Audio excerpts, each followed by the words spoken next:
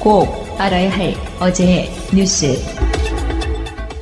탈당 선언에는 바른정당의 한 축인 김무성 의원을 비롯해 강길부, 김영우, 김용태, 이종구, 정양석, 주호영, 황영철, 홍철호 의원이 참여했습니다. 문재인 정부에 대한 견제를 이유로 내걸었습니다. 현 시점에서는 보수가 통합해서 문재인 정부의 폭주를 막아야 된다는 가치가 더 우선이라고 생각했기 때문에 탈당 시점을 고심 중인 주호영 원내대표 겸 당대표 권한대행을 제외한 8명은 모레 탈당계를 제출한 뒤 오는 9일 자유한국당에 복당할 계획입니다. 이로써 탄핵 국면에서 옛 새누리당을 떠나 야심차게 시작했던 개혁보수 실험은 286일 만에 사실상 실패로 끝났습니다. 자유한국당으로 그렇게 가시겠다는 분들에 대해서 제가 이해는 못하지만 아쉽게 생각합니다. 민주당은 명분도 양심도 없는 이합집산이라 비판했고 정의당도 새누리당 몸집 키우기에 불과하다고 지적했습니다. 실제 한국당에는 이들이 친박 팔적으로 지목했던 의원들도 대부분 그대로 남아있어 빈손 회군이란 비판도 나옵니다. 이런 가운데 바른정당은 박인숙, 정운천 의원이 당대당 통합을 촉구하며 대표 후보직에서 사퇴했지만 유승민 의원 등은 예정대로 13일 전당대회를 치르기로 했습니다. 박근혜 전 대통령의 청와대 정무수석실은 2015년 11월 선거구 30여 곳의 새누리당 후보자 선호도를 조사해달라고 여론조사 업체에 의뢰했습니다. 주로 서울, 경기와 대구, 경북의 주요 접전 지역으로 유승민계 의원들의 지역구가 상당수 포함돼 있었습니다. 업체는 이곳의 유권자들에게 여러 후보군의 대결 구도를 가정해 서너 차례 전화를 걸어 모두 100여 차례 조사를 벌였습니다. 특히 유승민 의원 지역구인 대구 동구 울의 경우 진밖의 경쟁자로 꼽힌 이재만 전 대구 동구청장과의 2자 대결부터 5자 대결까지 파악하는 등 세밀하게 조사를 한 것으로도 확인됐습니다. 이후에도 TK 지역에서 유승민계에 대한 견제는 집중적으로 이뤄졌고 대구에서만 유 의원을 포함해 5명이 공천을 받지 못했습니다. 당시 조사에 정통한 관계자는 JTBC 취재진에게 처음엔 정무수석실의 통상적 업무 차원에서 판세 분석을 하는 것으로 이해했지만 나중엔 부적절하다고 느꼈다고 말했습니다. 최고위원회의가 시작되자마자 주말 동안 침묵을 지켜온 친박계 지도부는 홍준표 대표를 압박했습니다. 박근혜 전 대통령이 남긴 멍해와 부정적 프레임 못지않게 홍 대표의 막말도 당에 큰 짐이 되고 있다고. 정우택 원내대표는 홍 대표의 일방적 강행 처리에 유감을 표한다면서 제명 절차에 대한 설명도 공정하지 않았다고 불만을 토로했습니다. 한때 설전이 오가기도 했습니다. 사실이 아닙니다. 사실이 아닌 것을 제가 자세히 말씀드리겠습니다. 공정성에 대해서 말씀하시기 때문에 거기에 대해서 저는 분명히 말씀드리겠습니다. 사실이 아닙니다. 그거를 알고 얘기해요. 그 말을 내려한지 어떤 효과에 가서 있습니다. 자유한국당 당원 150여 명은 박 전 대통령 출당 조치 정지와 홍 대표에 대한 직무 집행정지를 요구하는 가처분 신청을 법원에 냈습니다. 당원 당규를 위배한 결정을 내렸다며 대표직에서 사퇴해야 한다는 겁니다. 홍 대표는 이른바 잠박들의 준동이라며 사퇴 요구가 통하지 않을 것이라고 일축했습니다. 방송 중간에 좋아요를 눌러주시면 새날팀들에게 큰 힘이 됩니다. 미리 감사합니다. 트위터가 진짜 언론입니다. 새로운 한 주가 또 시작됐습니다. 방송하러 나오시는 분들 느낌은 어떤 걸까요? 난 그게 궁금해요. 나는 항상 여기 있으니까 정말 무슨 숙제하는 기분으로 올까? 내가 만약에 내 꼬맹이한테 항상 하는 이야기처럼 학교생활 재밌냐? 처럼 방송하는 날이 기다려질까? 저는 가끔씩 그게 궁금합니다. 야수님은 어떠십니까? 안녕하세요, 야수입니다. 항상 생각을 하죠. 이렇게 뉴스를 보면서 내 의견은 뭔가 이거에 대해서 항상 고민이 많아져요. 그렇지. 예. 그러니까 예전에는 방송을 하기 전에는 그냥 속으로 쌍욕을 했죠. 그냥 이런 새끼들 저런 새끼들 하면서 그냥 욕을 했지만 그걸 지금 하시는 분이 신비님이시죠. 그렇게 할 수는 없잖아요. 그래서 그 욕에 담겨 있는 진짜 내 생각은 뭔지에 대해서 좀 고민이 많아졌어요. 무슨 말인지 알겠어요. 그래서 그 말을 하러 나온다. 예. 그래 기다린다. 안 기다리시지 말고요. 자, 명종님은 어떠실까요? 네, 유명종인데요. 이게 저도 그 햇수로 방송 3년 차라 좀 그렇지. 오래됐어요. 연조가 좀 있지. 연식이 쌓이다 보니까 한 가지가 좋아진 점이기도 한데 이게 좀 단점도 돼요. 뭐냐면 이게 뉴스를 보는 게 아니고 그렇지. 뉴스가 터지면 이게 문어발같이 다 연결이 돼 버리는 거예요, 머릿속에서. 맞아. 이게 그래서 뭐 북한군 초소에서 뭔 일이 벌어졌다. 뭐 아니면 박근혜가 뭐 비자금을 만들었는데 뭐 이게 국정원돈이다. 그럼 이게 그거 뉴스로서의 하나의 가치가 아니라 얘가 5만 가지 그동안 벌어졌던 일들하고 연결이 돼 버리는 거예요. 그러니까 이게 어떻게 보면 단점도 되고요. 머리가 많이 아파요. 그렇죠. 장점은 방송할 거리가 좀 많아진다. 그리고 이제 이런 것도 있죠. 정표현의 시사평론가를 절로 보기 시작했다는 거. 뭐 저렇게밖에 말을 못해. 뭐 이런 거. 자, 우리 마차님 어떠십니까? 안녕하세요. 마차입니다.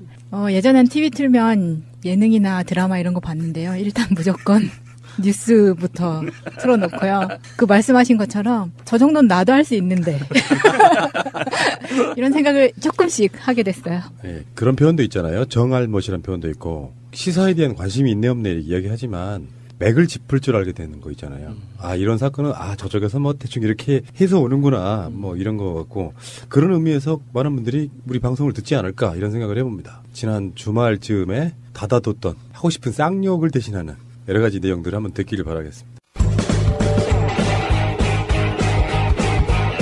제도로서의 민주주의가 흔들리고 구타는 일은 이제 없습니다. 민주주의가 밥이고 밥이 민주주의가 되어야 합니다. 오늘 뉴스 중에 그런 게 있었어요. GP에서 북쪽으로 기관총을 여러 발을 5발을 냈다. 북한은 반응이 없었다. 뭐 이런 얘기가 있었거든요. 저는 이 뉴스 보고 정말 아찔했거든요. 네. 아찔하죠. 그러니까 우리가 그런 얘기를 많이 해왔습니다. 남북 대치 상태에서 여차하면 사소한 교회에서 국지전이 발발할 수 있는 그런 부분들이 있다고. 근데 이제 이를테면 우리가 이회창 때는 총을 쏴달라고까지 얘기할 정도의 뭔가 이렇게 흑막이 가려져 있는 그런 느낌이라 뭔가 믿을 수가 없는 상태인데 사실 이런 일이 자주 있나 봐요. 근데 간혹 전방 지역에서는 사실 뭐 오발 사고도 종종 있고요. 오발 사고 더하기 사격 훈련의 총소리도 있고 해서 사실은 군인들은 특별히 뭐 이게 전방 지역에 근무하는 군인들은 작전을 꿰뚫고 있는 병사들 외에는 이게 오발 사고인지 훈련 소리인지 몰라요. 그렇죠. 교전 상황인지.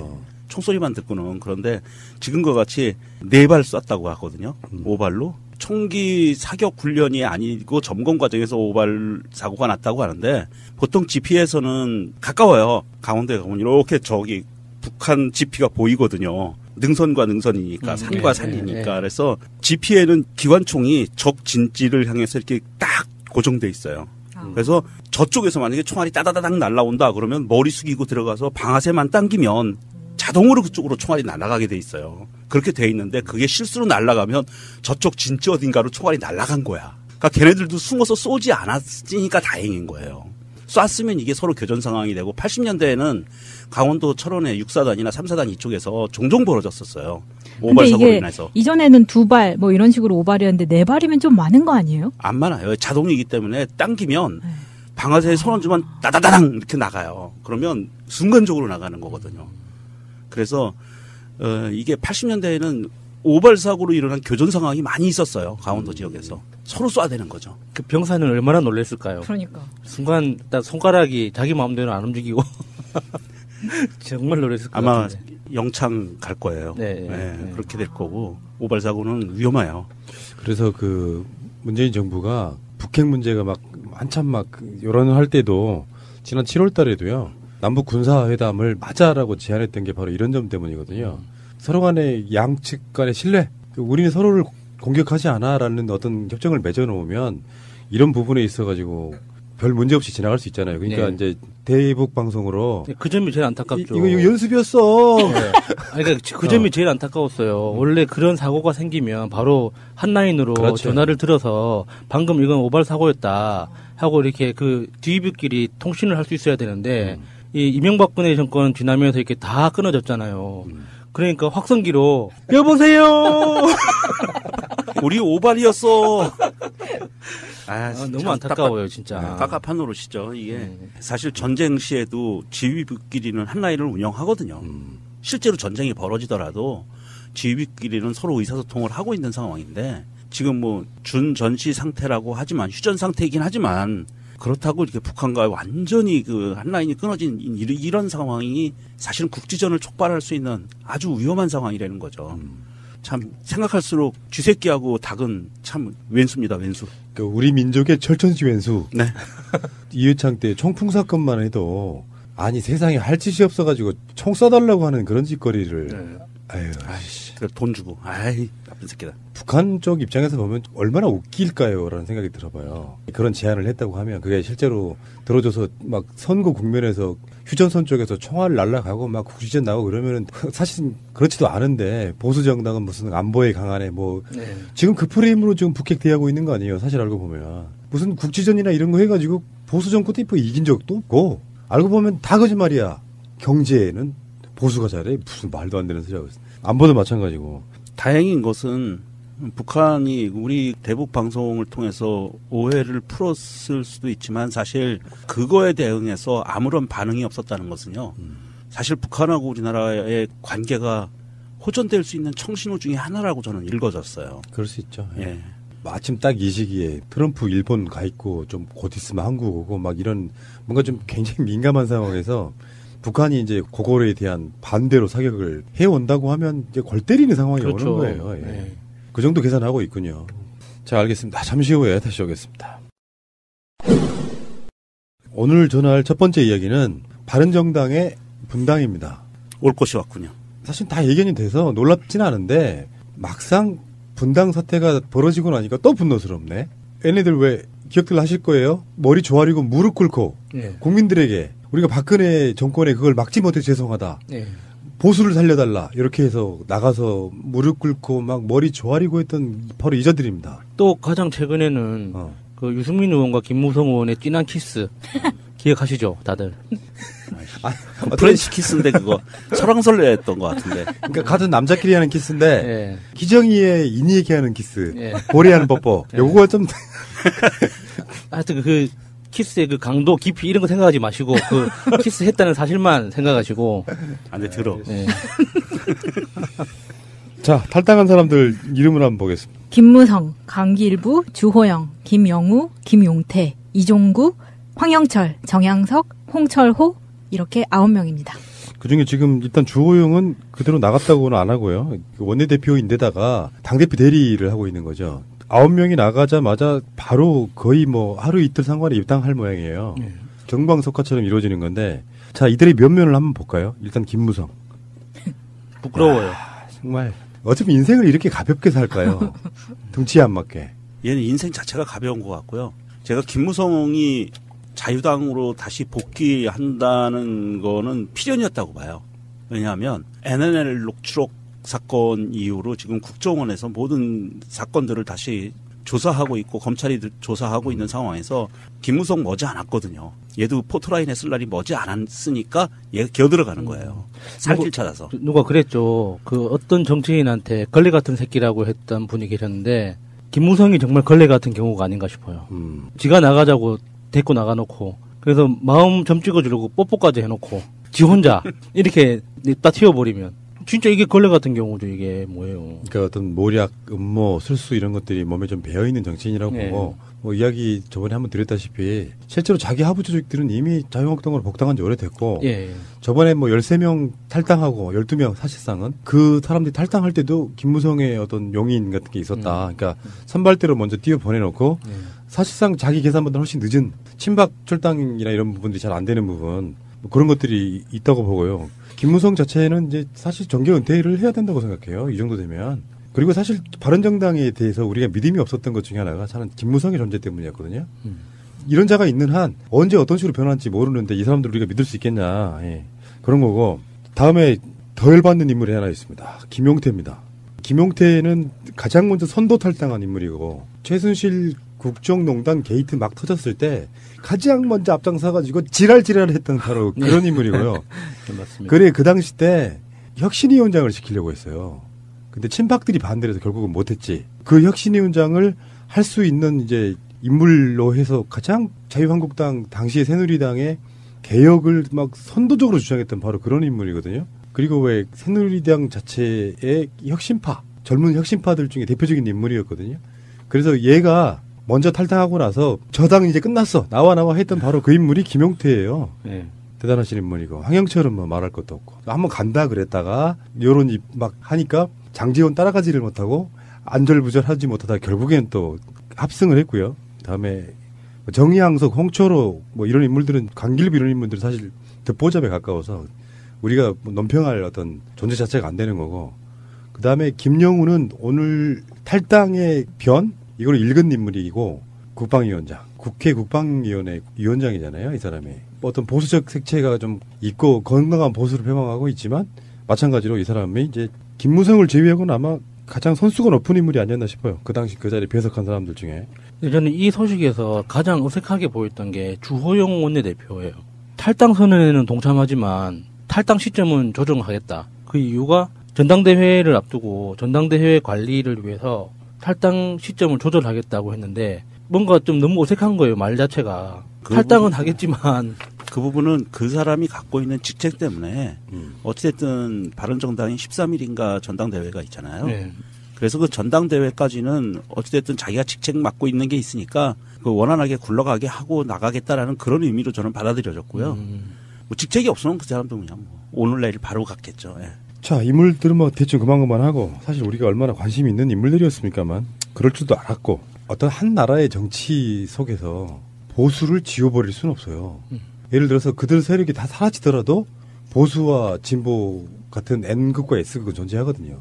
근데 그나마 보수라는 사람들 중에 최소한 친박들, 뭐 최순실, 박근혜 이런 쪽하고는 같이 결이 안 맞아서 못 해먹겠다라고 나와서 이 사람들이 어떤 배심자 프레임에 빠져가지고 지지율도 안 올라 이 길이 아닌가벼 뭐 이런 상태로 지금 존재를 했는데 결국에는 자유한국당이라고 하는 극우 정당에 다시 들어가는 모양새가 나라를 위해서는 좋아 보이지 않는 것이죠.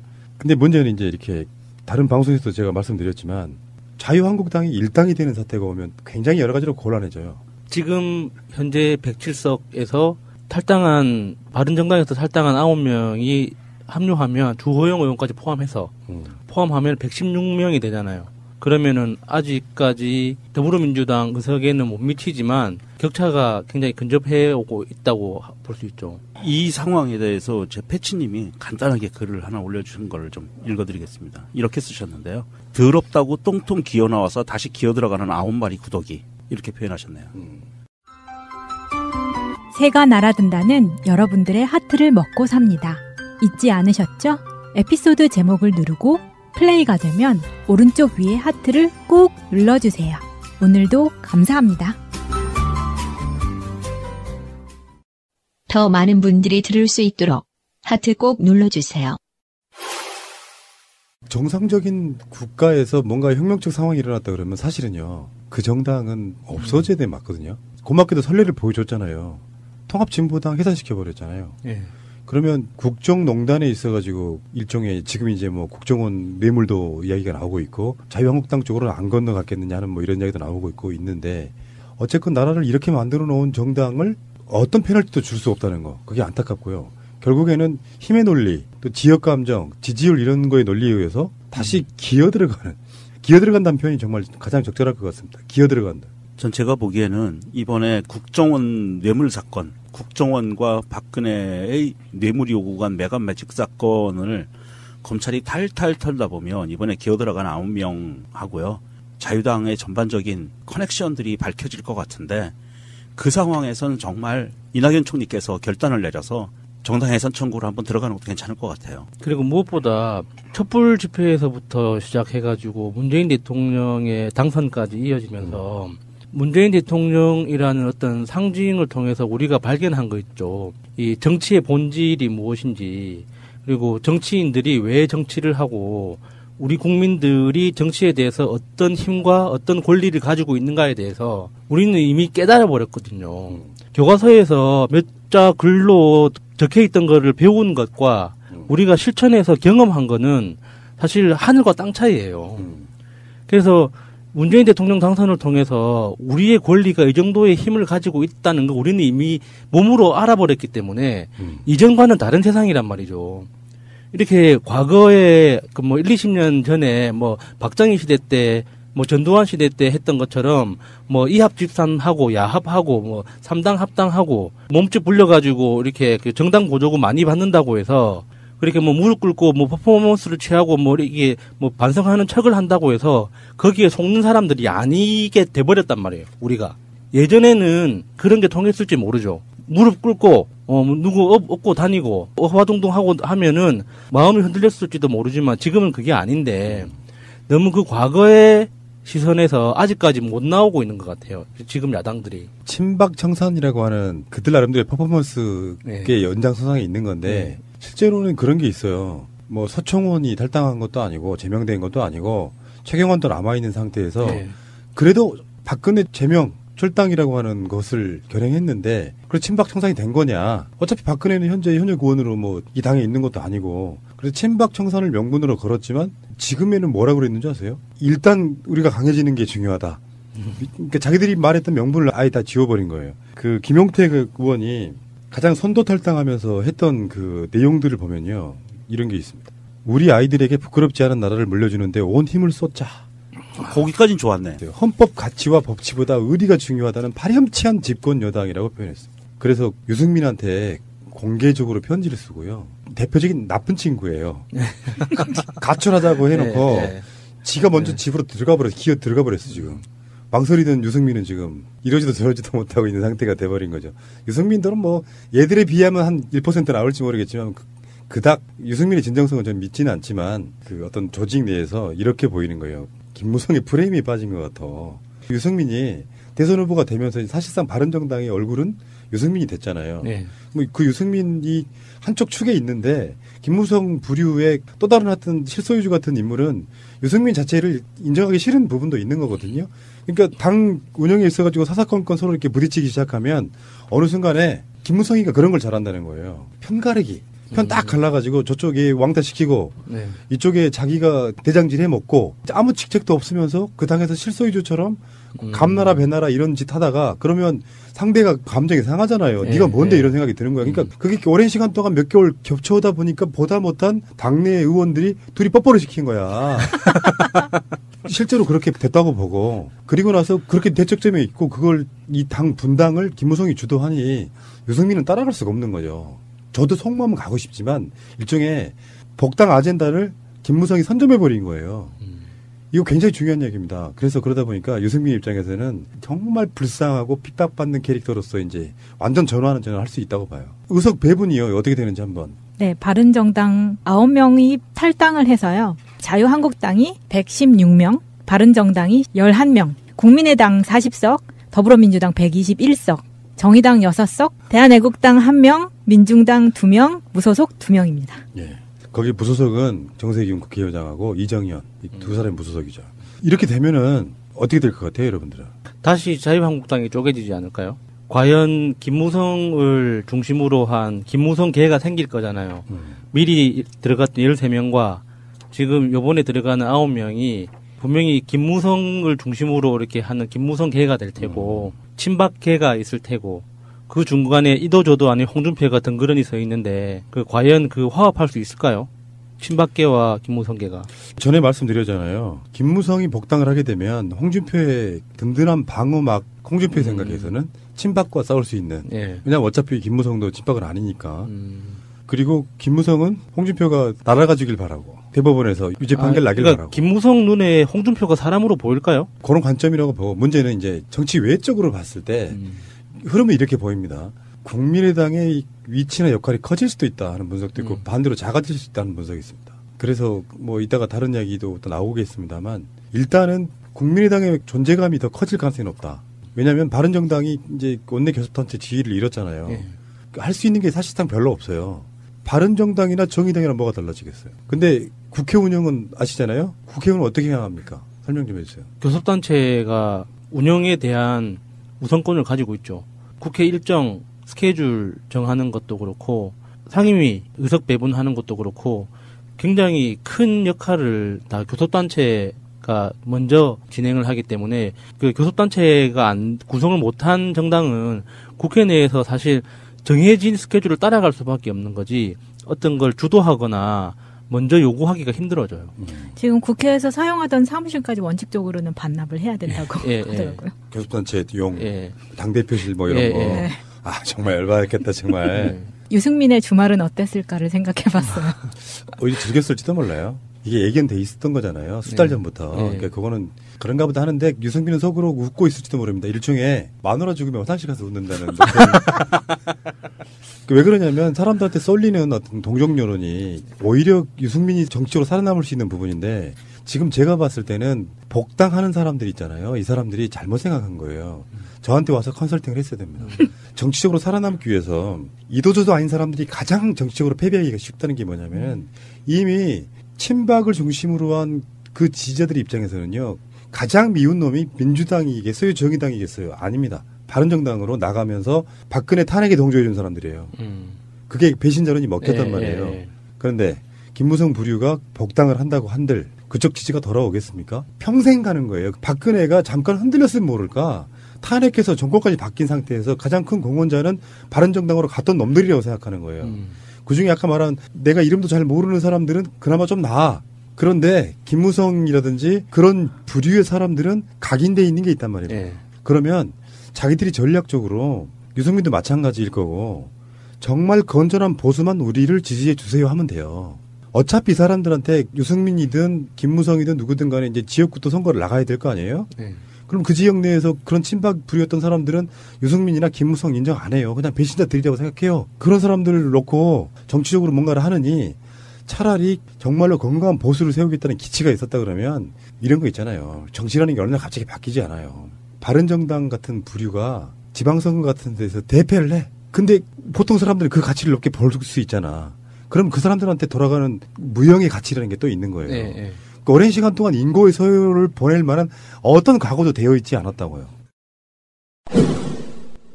자유당으로 건너간 9명의 의원들 그리고 먼저 건너간 13명 포함해서 실패를 통해서 새로운 걸 만들어 나간다는 그런 개념 자체가 없는 거죠. 이 정치를 해 나가면서 언젠가는 쓰러질 수도 있고 언젠가는 성공할 수도 있는데 단 한 번도 실패하지 않고 무조건 살아남아서 그 다음 선수를 이어나가야 된다는 그런 강박이 그런 정말 뿌리 깊이 박혀 있는 것 같아요. 그러니까 그런 관점이라고 보니까 정치적 마케팅으로서는 최악의 모습을 보여주는 거거든요. 저쪽에 어차피 들어가 봐야 돌아온 배신자고요. 밖에 있어서 뭔가 새로운 가치를 추구하려고 하는데 이런 부분이 있죠. 유승민 정도는 좀 모르겠어요. 정책 위상이랄까 김무성의 반대편 쪽에 있던 그 느낌으로 좀 버티는지 모르겠는데 남아있는 사람들은 대부분 또 수도권과 연관이 있습니다. 실제로 수도권 내에서는 이 보수 정당이라고 하는 것이 전멸에 가까운 상태로 들어갈 거로 보고 이 사람들이 노리는 건 그런 거겠죠. 지금 기어 들어가는 이유는 딱 하나예요. 정당 보조금 이건 두 번째 문제고 지방선거죠 결국엔. 지방선거 때 내가 유력한 권력으로서 공천권을 행사할 수 있냐 없냐. 일종의 이득 같은 거고 자기 지역 내에 정치 세력을 유지하는 방법 중에 하나거든요. 그리고 지금 왔다 갔다 하는 사람들이야 뭐 어차피 비례대표가 아니고 지역구를 다 갖고 있는 사람들이니까 그런 관점에서 뭔가 홍준표와의 확약이 있었다고도 봐야겠죠. 당대표인 홍준표 입장에서 당신네들 지역위원장이나 이런 거 다 기존의 기득권 인정해 줄게. 이런 식의 것이 없이 들어갔다고는 볼 수가 없는 거잖아요. 그들끼리의 어떤 미래학이 충분히 존재한다고 보고 돌아가지 않는 사람들이 정치적 명분이 있어서 안 돌아갈까요? 전 그렇게 보지는 않고 일단 아까 말한 김무성 대 유승민의 패거리 싸움에 있어서의 반대 진영에 섰던 사람 첫 번째겠지만 두 번째는 이런 걸 수도 있어요. 큰 정당이 분당이 되거나 탈당자가 많아지면 이제 5기로라도 그 지역위원회 빈자리를 채우잖아요. 근데 이미 돌아갈 것이 없어진 사람들은 못 돌아가는 거지. 그런 관점도 한번 봐야 되는 거죠. 서로 간에 그 어떤 거를 주고받았는지가 가장 어쩌면 핵심일 수도 있습니다. 이 사람들은 자기들 이득을 위해서만 움직이니까 정치 대의 명분이 어딨어. 이번 사건에 대해서 각 당에서 나온 반응들을 보면은요. 민주당에서 추미애 대표는 이렇게 얘기했습니다. 어떤 명분도 국민에 대한 신의도 양심도 없는 나 혼자 살고 보자는 이합집산 이렇게 비판을 했고요. 유승민은 이렇게 얘기했습니다. 몇 명이 남더라도 가고자 했던 길로 계속할 것이다. 이렇게 얘기했고 안철수는 주목을 좀 해봐야 되는데 바른정당 분당 명분이 없다. 우리는 정책 연대를 계속할 것이다. 이렇게 얘기하고 있습니다. 정당 보조금도 많이 달라지는 그런 거죠. 아, 이 보조금이요 되게 좀 난 김무성이 좀 치사하다고 느껴지는 게 이런 부분인데 이게 11월 15일이 선관위가 4분기 경상 보조금을 지급하는 날이에요. 근데 그거를 안 버텨주고 뭔가 자유한국당에 선물 같은 걸로 준 거죠. 자유한국당이 의석수가 107석에서 116석으로 되면서 보조금 지급 증가 폭이 가장 커졌는데 이게 28억 6천에서 33억 8,800, 한 5억 정도가 늘어난 거예요. 대신에 바른정당 같은 경우에는 15일만 넘겼으면 14억 7,600을 받을 수 있었는데 이게 지금 6억 정도로 절반 이상 확 줄어버린 거죠. 3분의 1 거의 네. 3분의 1. 국고 보조금 이런 거죠. 전체 지급해야 될 금액 중에 일단 50%를 교섭단체들이 의석 비율로 나눠 갖고 그 다음에 비교섭단체에 나눠주고 그 의석 배분으로 나눠주고 다음에 여기 이제 남는 금액은 그 당시에 그 의원들이 얻었던 득표수랑 또 연관 지어가지고 또 더 나눠주는 방식으로 해갖고 제 일당인 더불어민주당보다 더 받는다네요. 열받게. 그러니까 정당 보조금에 대해서 그렇게 자세한 내용을 저 이번에 처음 기사를 봤거든요. 그러니까 50%를 배분하고 이렇게 한다는 큰 틀은 알고 있었지만 그 이후에 나머지 그 득표수에 따라서 다시 이렇게 세분하게 그 조정한다는 그걸 보고 왜 투표 제도를 이렇게 하지 왜 정당 보조금만 이렇게 할까 싶은 생각이 들더라고요. 굉장히 합리적이잖아요. 연동형 비례대표 제도를 바꾸면 돼. 딱 이 방식이잖아요. 방식이에요. 그래서 지금 사실 이렇게 바른정당이 원내교섭단체에서 밀려나게 되면서 정당 보조금을 많이 삭감된 것을 4분기 것을 받게 되는데 사실 우리 국민들이 주권자들이 마음에 들지 않는 정치 집단을 몰아낼 때 가장 좋은 방법은요. 총선에서 표를 안 주는 거예요. 표를 안 주면 어떤 결과가 나오냐면 지금처럼 자유당이 민주당 제1당인 민주당보다 정당 보조금을 더 받아가는 이런 상황이 전혀 벌어지지 않고요. 그리고 교섭단체가 아니면 일단 돈이 안 나오기 때문에 정당 자체의 존립 기반이 흔들리게 돼요. 돈이 없어서. 그렇다고 그런 당의 지지자들이 당원들이 당비를 많이 내지도 않는단 말입니다. 일부는 빼겠습니다. 민중당하고 정의당 같은 경우에는 워낙 그 견고한 지지 그룹이 있기 때문에 당원 그룹이 있기 때문에 빼놓고요.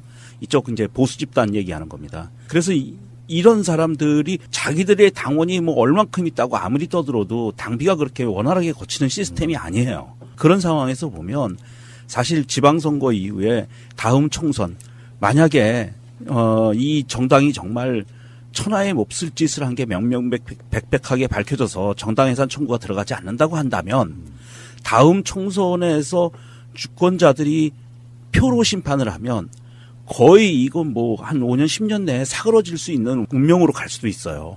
그만큼 이게 표의 힘이라는 게 그렇게 무서운 거거든요. 일단 제일 먼저 비교섭단체를 만들어 놓고 정당 보조금이 떨어지게 만들어 놓으면 굉장히 어려워지면서 그 안에서 버틸 수 있는 울타리 안에서 버틸 수 있는 원동력이 완전히 사라지는 겁니다. 그러니까 다음 총선이라든지 앞으로 남아있는 선거 기간에 대해서 우리 주권자들이 그 지금 현재 지지하는 것을 보면 문재인 대통령 70% 넘게 항상 지지하고 있고 민주당 50% 지지하고 있고 나머지 지지하고 있지만 쟤네들 보수 집단들한테 가는 표는 철저하게 막아서 단속을 해서 그 집단들이 갖고 가는 돈줄을 최대한 막는 게 제일 급선무 아니겠는가 하는 그런 생각을 합니다. 그러니까 문재인 대통령 더불어민주당의 생각과 보수 쪽의 생각이 확연하게 다르다는 걸 지금 이 사태를 보면서 느끼거든요. 예를 들어서 더불어민주당에서는 이제 이걸로 촉발되는 정계 개편의 뭐 시발점 이렇게 얘기하잖아요. 그러면 이제 저번에 안철수와 유승민이 서로 합당 논의가 촉발될 수도 있죠. 근데 이게 작용 반작용이 있어서 온전하게 통합이 되는 게 아니고 안철수는 사실 호남권 떨어져 나가도 상관없다 이런 스탠스예요. 지금 최근에 보면. 그러니까 유승민하고 안철수가 뭐 수도권 겨냥한 건강한 보수 쪽의 어떤 정계 개편을 힘을 실는다고 해도 반작용이 그러면 여기서 떨어지는 낙전, 이삭, 민주당의 의석이 부족하니까 좀 주워볼까? 이렇게 하고 있는 상태가 아니잖아요. 왜냐하면 또 다른 분란의 씨앗이 되기 때문에 굉장히 조심스럽고 사실상 겉으로는 안 받아 이런 느낌이잖아요. 그렇다 보니까 유목민처럼 이제 호남의 일부 국회의원들은 떠다닐 가능성이 좀 높아지는 상황도 되는 거고 덕고다히보다는 당에 소속되는 게 낫다 싶어서 또 안 나가는 사람도 있을 거예요. 그런 방식으로 이제 유지가 될 거란 말입니다. 그런데 결국에는 선거라고 하는 공간에 딱 닥치게 되면 국민들이 아까 말한 보수 쪽의 생각을 이야기를 해보면 얘는 이렇게 착각을 하는 거예요. 지리멸렬하게 보수 정당들이 분열돼 있고 하니까 우리한테 지지를 안 주는 거야. 다수의 예전에 보수를 찍던 사람들은 문재인 싫어해. 강한 야당이 되죠. 라고 생각한다는 거예요. 그들의 착각인 거죠. 근데 요 방식대로 이제 뭐 또 나갔던 분들 기어 들어오고 막 모사가 횡행하고 그러면 저는 그렇게 보고 있거든요. 지금 현재 지지율 추이 같은 거 보면 그들은 그 자체가 없어져야만 국민들로부터 지지를 받는 그런 형국이에요. 다수는. 없어져야만 니들 정말로 반성하는구나. 근데 뭔가 모사를 통해 가지고 또 새 판을 짜려고 노력을 하잖아. 그러면 자기들끼리 뭐 바른정당 지지율 플러스 자유한국당 지지율 플러스 알파 이렇게 생각을 했는데 웬걸 지지율은 똑같이 나올 거다. 또 하나가 더 있죠. 공부 못한 학생들의 특성 같은 건데 시험 준비는 한 달 전부터 하는 거야. 근데 성적이 안 올라요. 공부를 안 하니까지. 일주일 남겨놓고도 가다가 원래 매락지기 하는 거지 뭐. 그래서 선거 전이 되면 달라질 거라고 생각하는 그 마인드를 계속 끌고 가는 거거든요. 근데 이게 처절한 반성이 돼가지고 유승민 정도는 아마 대구 동구에서 당선되기는 힘들지도 몰라요. 이제는 아직까지는. 근데 유승민이 이제 수도권 어디 지역을 딱 잡고 들어가. 근데 이 사람이 처절하게 자유한국당 쪽에 당하면 당할수록 인지도는 높아지는. 그래서 유일하게 그런 사람이 하나 수도권에 당선되는 것도 가능한 방법 중에 하나예요. 험난한 길을 나온 건 맞죠. 지금까지 사람들 마음속으로는 양당 구조 느낌이잖아요.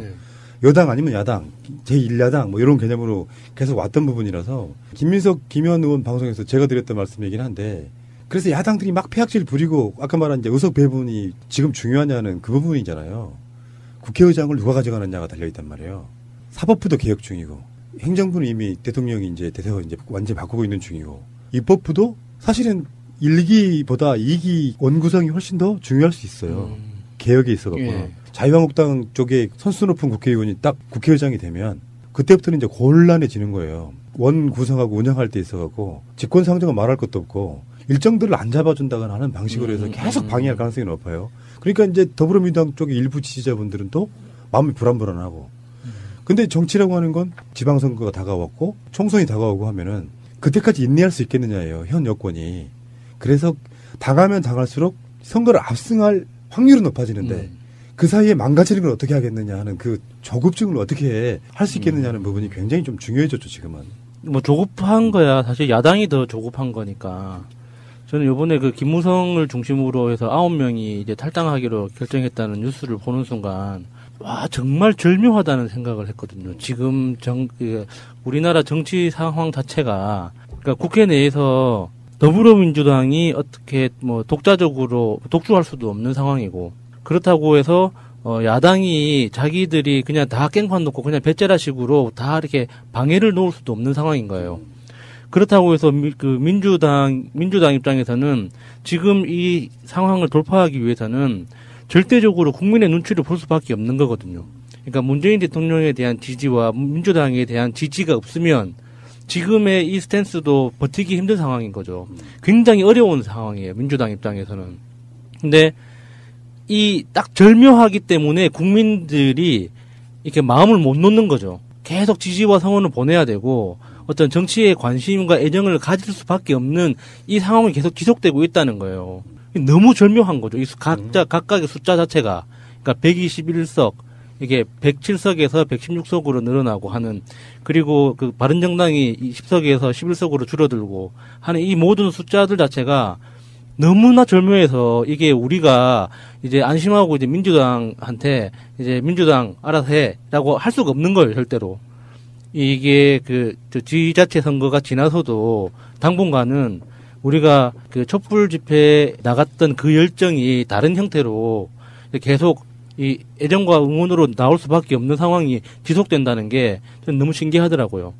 산술적으로 의석과 의석을 합쳐서 지지율이 오른다. 이 생각은 좀 말도 안 되는 게 김무성이 다시 들어와? 그럼 나 지지철회. 이렇게 빠지는 표들도 있는 거고. 그래서 정치적으로는 그렇게 이득일 거라고 보지는 않는데요. 일반인들은 이렇게 훌륭한 분석을 해내고 있는데 정치인들만 몰라요. 단순하게 선거에 살아남기 위해서 라고밖에 표현할 방법이 더 있겠습니까? 김무성 같은 자들은요. 자기가 이득만 된다 그러면 더불어민주당도 입당할 놈이에요. 이득이 된다면 원석까지는 낼 수 있겠죠. 원석까지는. 그거는 자신의 의사에 철저하게 따르는 거기 때문에. 그러니까 상황만 된다면 어디든지 갈 수 있어. 문재인 대통령도 빨아주기에 충분한 인격을 갖추고 계십니다. 이분이. 굉장히 훌륭하십니다. 왠지 업어줄 것 같은데요. 뽀뽀는 안 돼요. 더러워서 안 되고.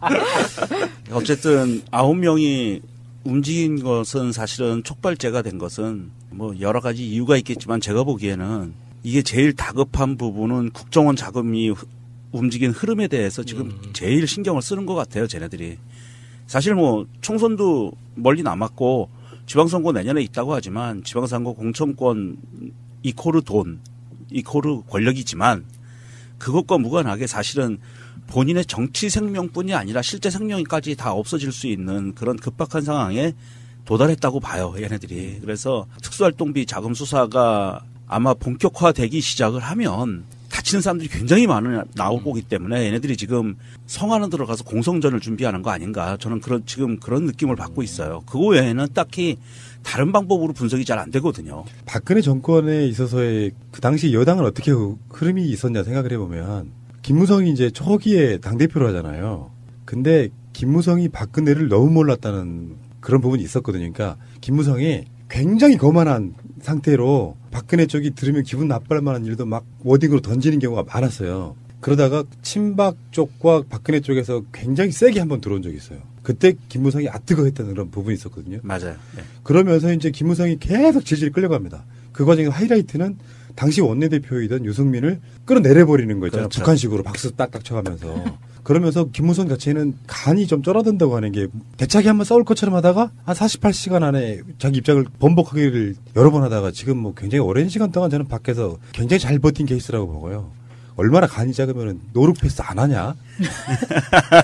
그렇죠. 노룩패스 안 하더라고요. 네. 근데 이게 지금 김무성이 자유당에 기어들어가면 어찌됐든 자유당 안에서는 지금 굉장히 며칠 전부터 굉장히 강한 반발 기류가 보이고 있는 게 예전에 그 옥새 들고 나르시아 사건이 있었잖아요. 그때 그 옥새를 못 찍어서 공천을 못 받았다.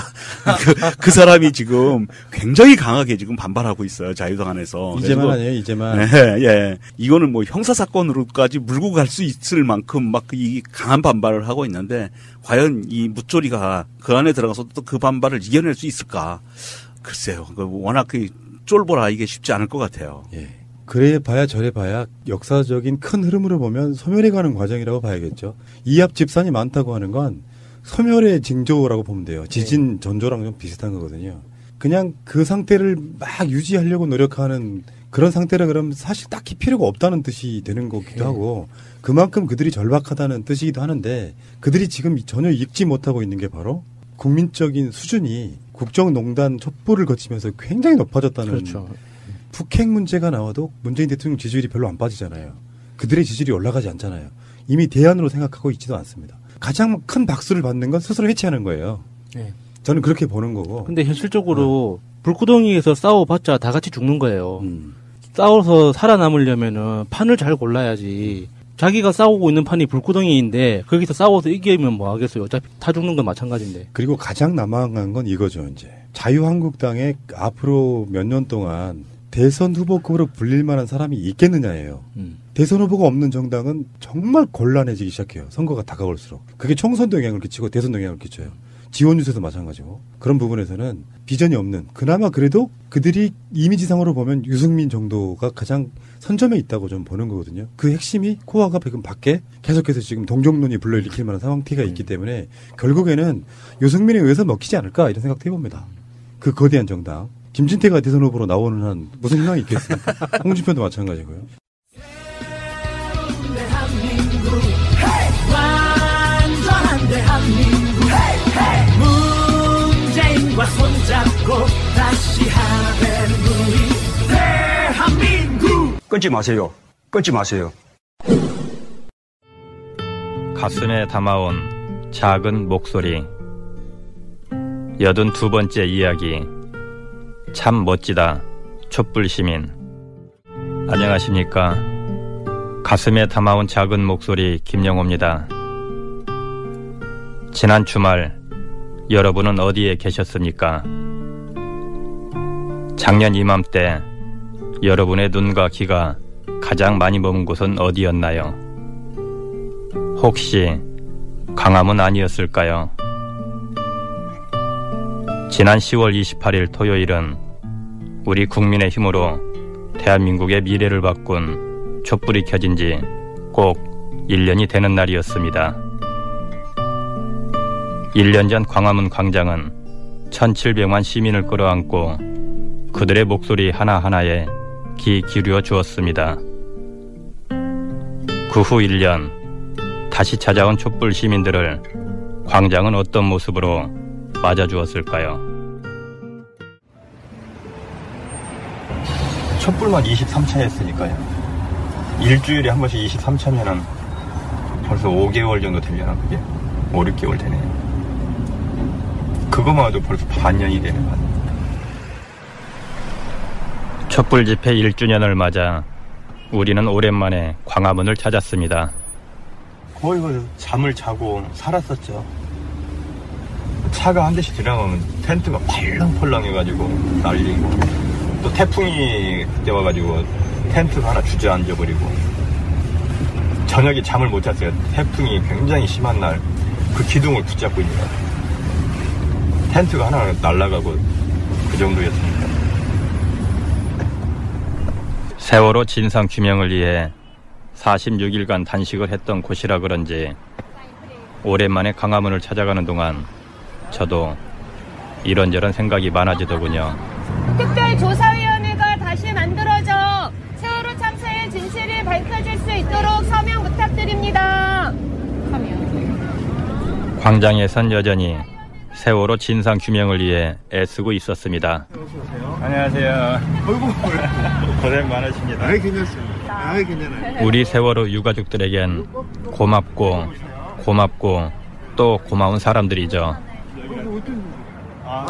그때 광장 여기저기를 천천히 둘러보고 있는 3명의 청년이 보였습니다. 작년 처음에가 10월 30일이었나? 29일? 그랬던 것 같아요. 딱 1년 됐잖아요. 그때 고3이었는데 수능 남아있는데 그때 와서 보고 했었던 게 기억에 되게 남거든요. 그래서 1년 지나고 되게 날씨 쌀쌀해지니까 기억나가지고 그래서 오게 됐습니다. 올해로 대학교 1학년이라는 새 친구들은 아니나 다를까 촛불 집회 이야기를 꺼냈습니다. 이들에게 촛불이 어떤 의미이길래 찬바람만 불어도 저절로 이곳이 생각났을까요? 이 촛불 집회가 가장 영광스럽고 평화롭게 마무리가 된 집회로서 반드시 역사 교과서에 남을 건데, 이 교과서에 남을 만한 일의 첫 현장에 같이 갔었다고 자식한테 자랑을 할 수 있고 주변에 자랑을 할 수 있어서 여기만 오면은 그때 일들이 생각이 또 나고 하면서 되게 거창한 게 아닌데 그냥 시민의식을 되돌아볼 수 있는 그런 계기가 되는 공간 같아요.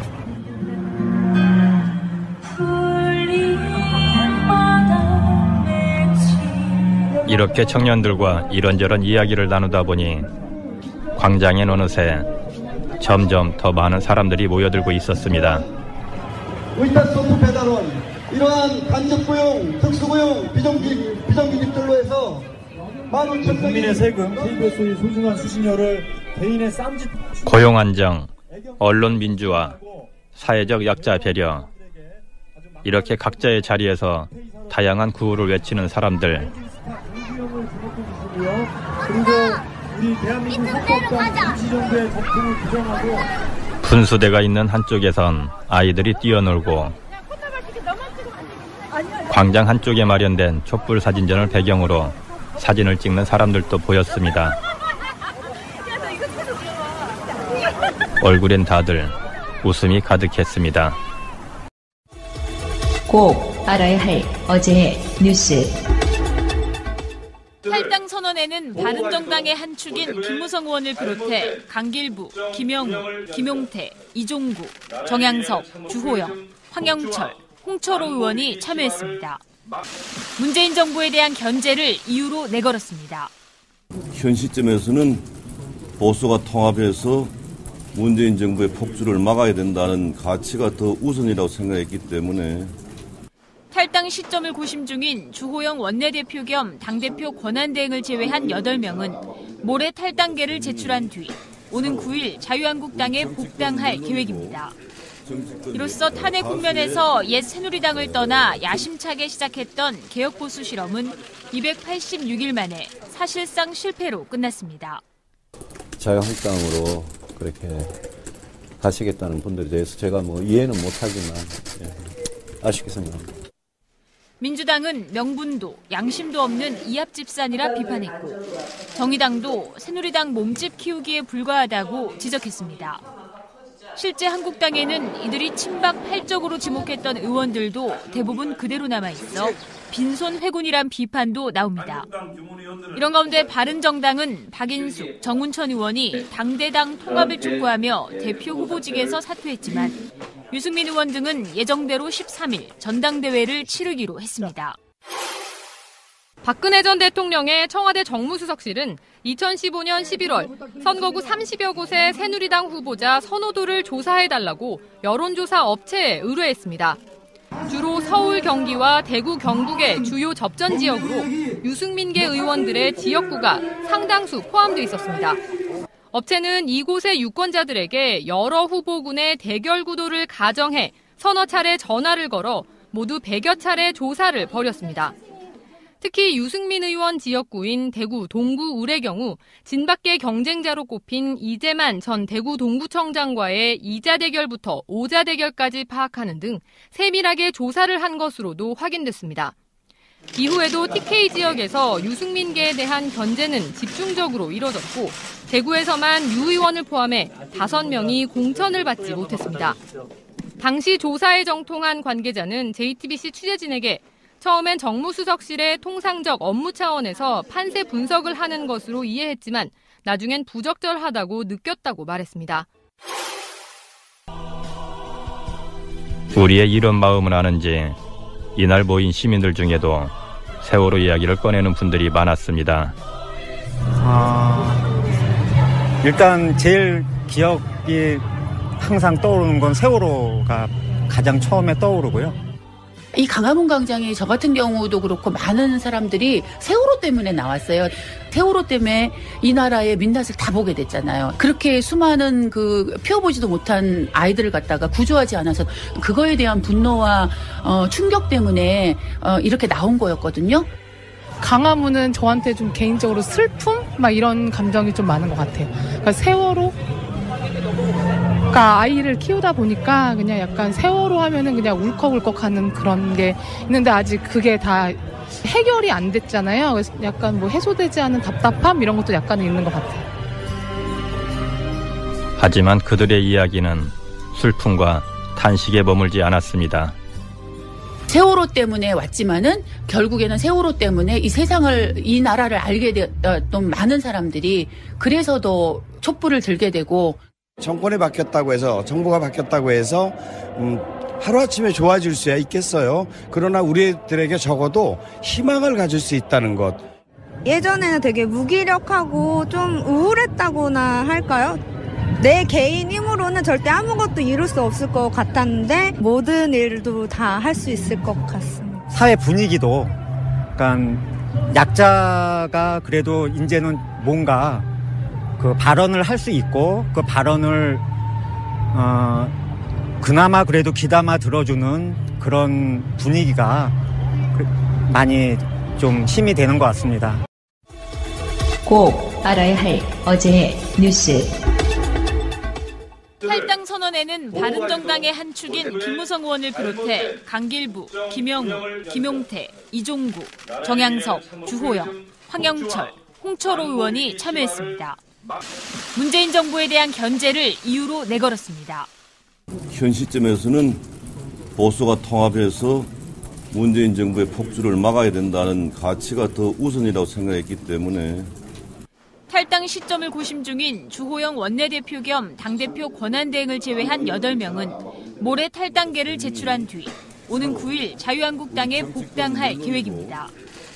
이로써 탄핵 국면에서 옛 새누리당을 떠나 야심차게 시작했던 개혁보수 실험은 286일 만에 사실상 실패로 끝났습니다.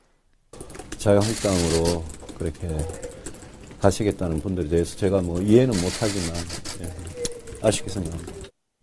민주당은 명분도 양심도 없는 이합집산이라 비판했고 정의당도 새누리당 몸집 키우기에 불과하다고 지적했습니다. 실제 한국당에는 이들이 친박 팔적으로 지목했던 의원들도 대부분 그대로 남아있어 빈손 회군이란 비판도 나옵니다. 이런 가운데 바른정당은 박인숙, 정운천 의원이 당대당 통합을 촉구하며 대표 후보직에서 사퇴했지만 유승민 의원 등은 예정대로 13일 전당대회를 치르기로 했습니다. 박근혜 전 대통령의 청와대 정무수석실은 2015년 11월 선거구 30여 곳의 새누리당 후보자 선호도를 조사해달라고 여론조사 업체에 의뢰했습니다. 주로 서울, 경기와 대구, 경북의 주요 접전 지역으로 유승민계 의원들의 지역구가 상당수 포함돼 있었습니다. 업체는 이곳의 유권자들에게 여러 후보군의 대결 구도를 가정해 서너 차례 전화를 걸어 모두 100여 차례 조사를 벌였습니다. 특히 유승민 의원 지역구인 대구 동구 울의 경우 진밖의 경쟁자로 꼽힌 이재만 전 대구 동구청장과의 2자 대결부터 5자 대결까지 파악하는 등 세밀하게 조사를 한 것으로도 확인됐습니다. 이후에도 TK 지역에서 유승민계에 대한 견제는 집중적으로 이뤄졌고 대구에서만 유 의원을 포함해 5명이 공천을 받지 못했습니다. 당시 조사에 정통한 관계자는 JTBC 취재진에게 처음엔 정무수석실의 통상적 업무 차원에서 판세 분석을 하는 것으로 이해했지만 나중엔 부적절하다고 느꼈다고 말했습니다. 잠을 이길 수 없다. 진실은 침몰하지 않는다. 우리는 포기하지 않는다.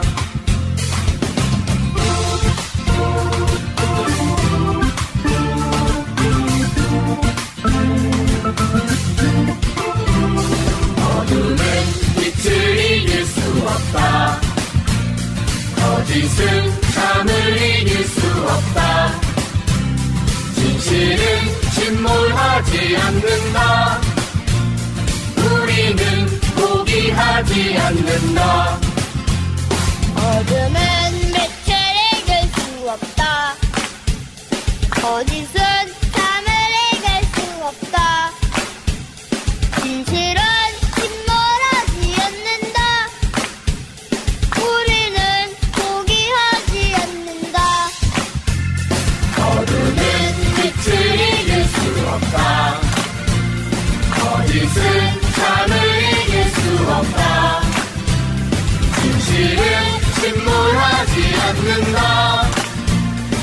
우리는 포기하지 않는다. 진실은 침몰하지 않는다. 우리는 포기하지 않는다.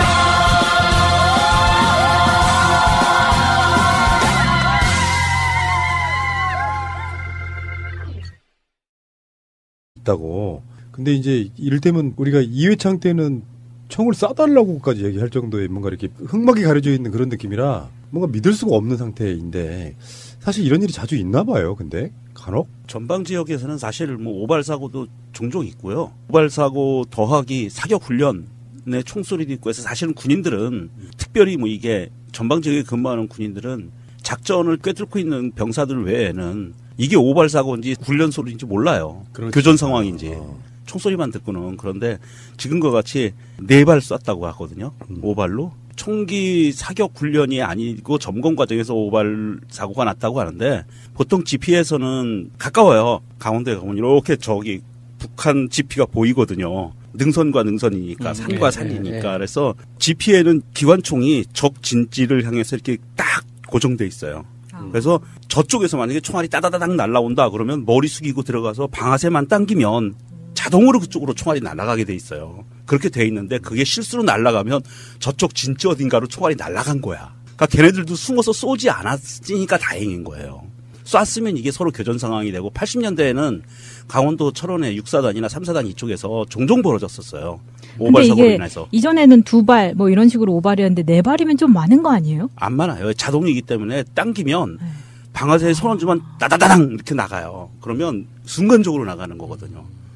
그래서 이게 80년대에는 오발 사고로 일어난 교전 상황이 많이 있었어요. 강원도 지역에서. 서로 쏴야 되는 거죠. 그 병사는 얼마나 놀랐을까요? 그러니까. 순간 딱 손가락이 자기 마음대로 안 움직이고 정말 놀랐을 것 아마 같은데. 영창 갈 거예요. 그렇게 될 거고 오발 사고는 위험해요.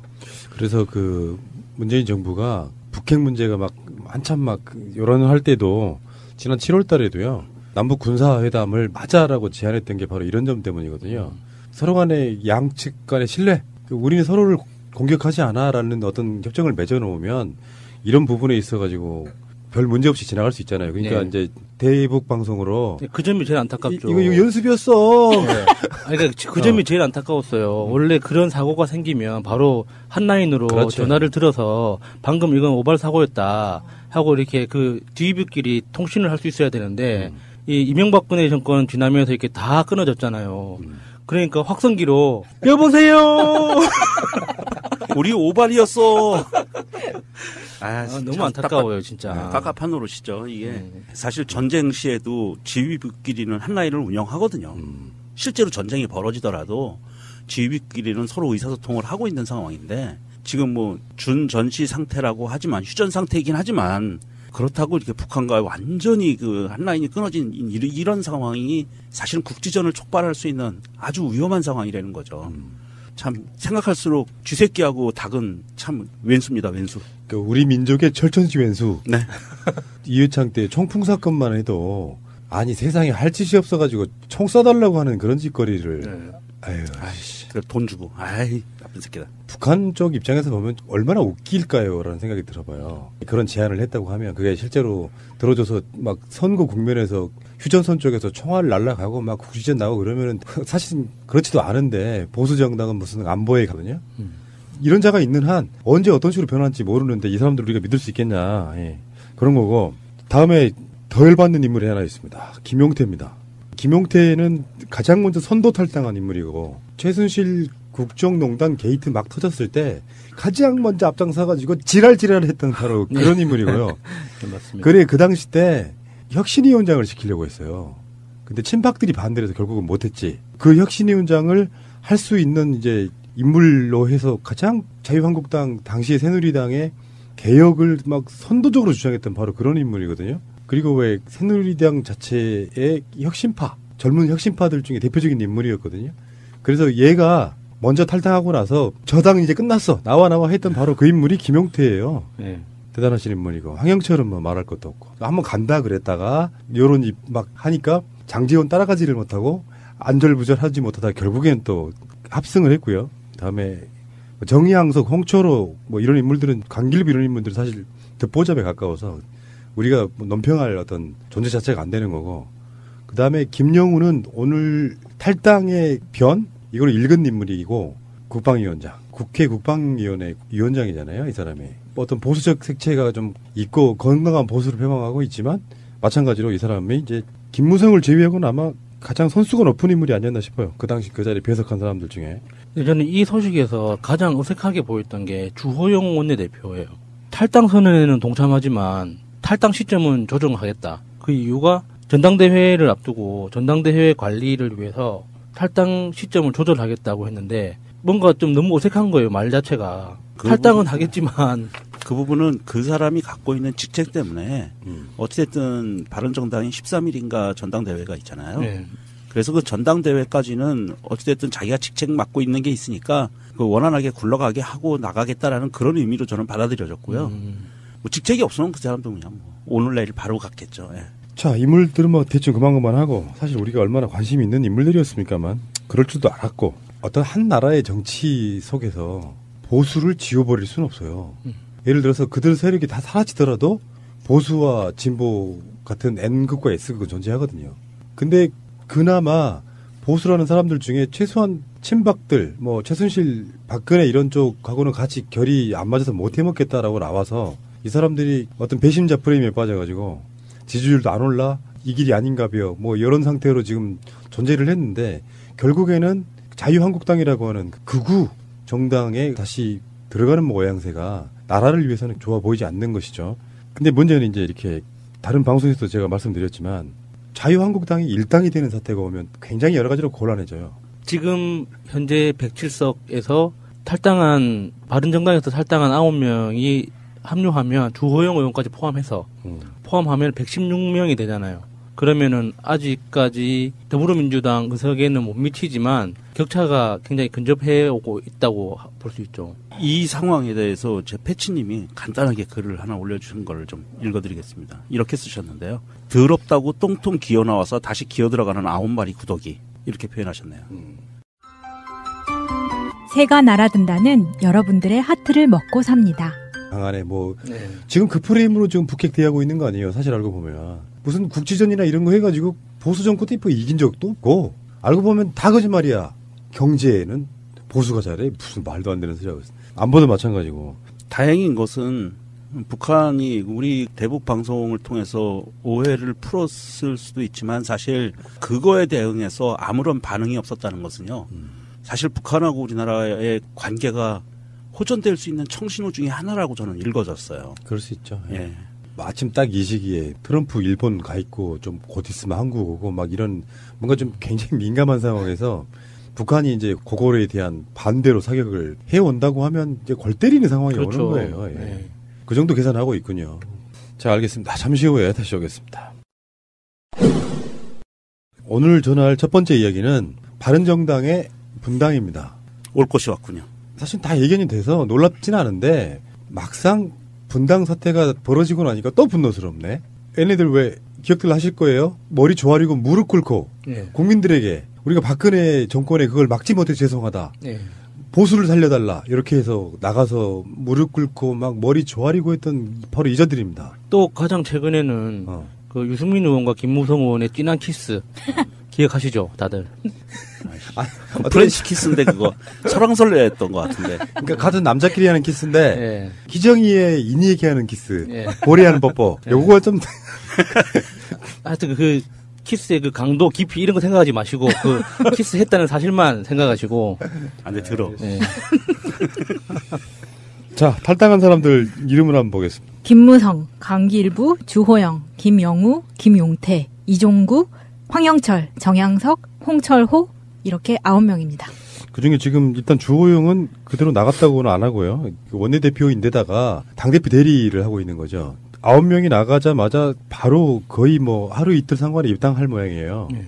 정광석화처럼 이루어지는 건데 자, 이들의 면면을 한번 볼까요? 일단 김무성. 부끄러워요. 정말 어차피 인생을 이렇게 가볍게 살까요? 등치에 안 맞게. 얘는 인생 자체가 가벼운 것 같고요. 제가 김무성이 자유당으로 다시 복귀한다는 거는 필연이었다고 봐요.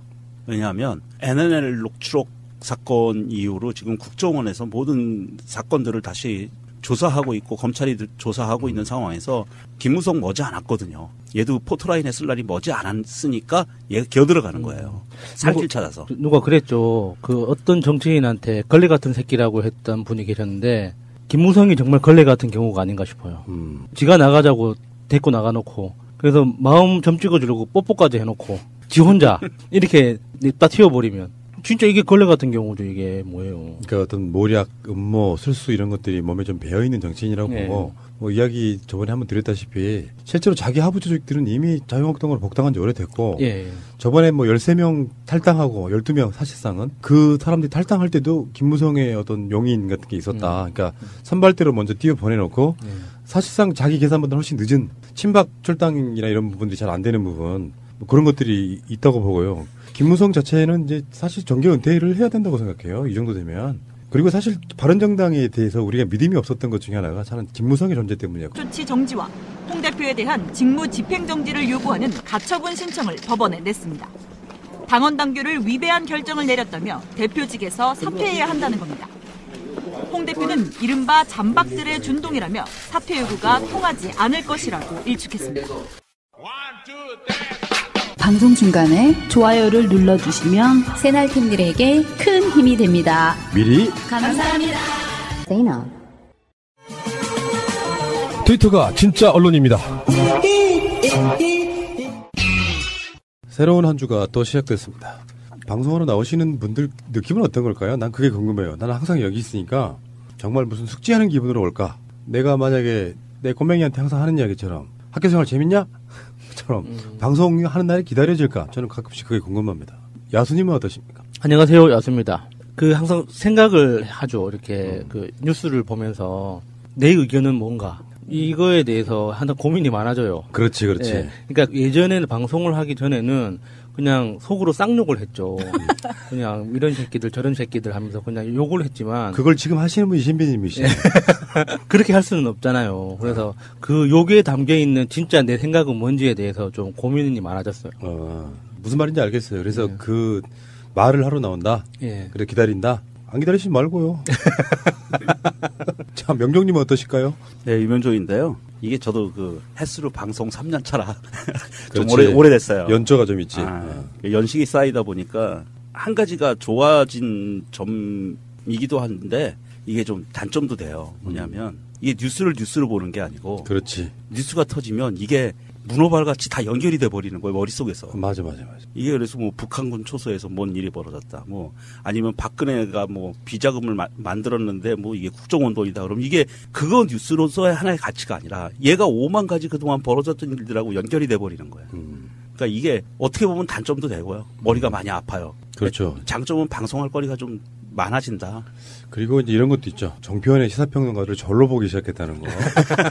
뭐 저렇게밖에 말을 못해. 뭐 이런 거. 자, 우리 마차님 어떠십니까? 안녕하세요, 마차입니다. 예전엔 TV 틀면 예능이나 드라마 이런 거 봤는데요. 일단 무조건 뉴스부터 틀어놓고요. 그 말씀하신 것처럼 저 정도는 나도 할 수 있는데 이런 생각을 조금씩 하게 됐어요. 네, 그런 표현도 있잖아요. 정알못이라는 표현도 있고 시사에 대한 관심이 있네 없네 이야기하지만 맥을 짚을 줄 알게 되는 거 있잖아요. 아, 이런 사건은 저쪽에서 뭐 대충 이렇게 해서 오는구나 뭐 이런 거 같고 그런 의미에서 많은 분들이 우리 방송을 듣지 않을까 이런 생각을 해봅니다. 지난 주말쯤에 닫아뒀던 하고 싶은 쌍욕을 대신하는 여러 가지 내용들을 한번 듣기를 바라겠습니다.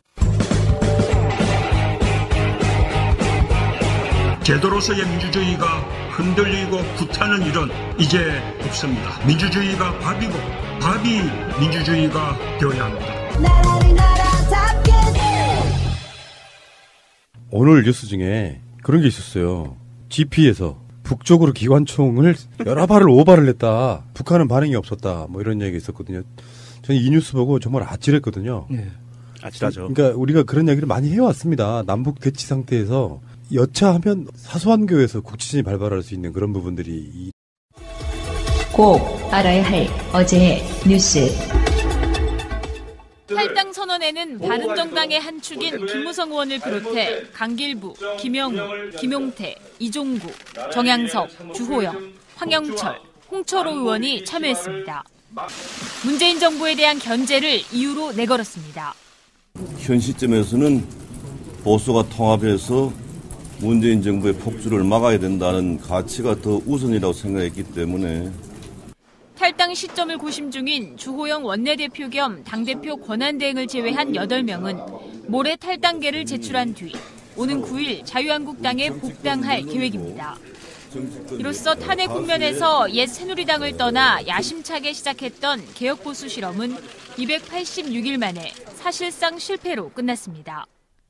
자유한국당으로 그렇게 가시겠다는 분들에 대해서 제가 뭐 이해는 못하지만 아쉽게 생각합니다.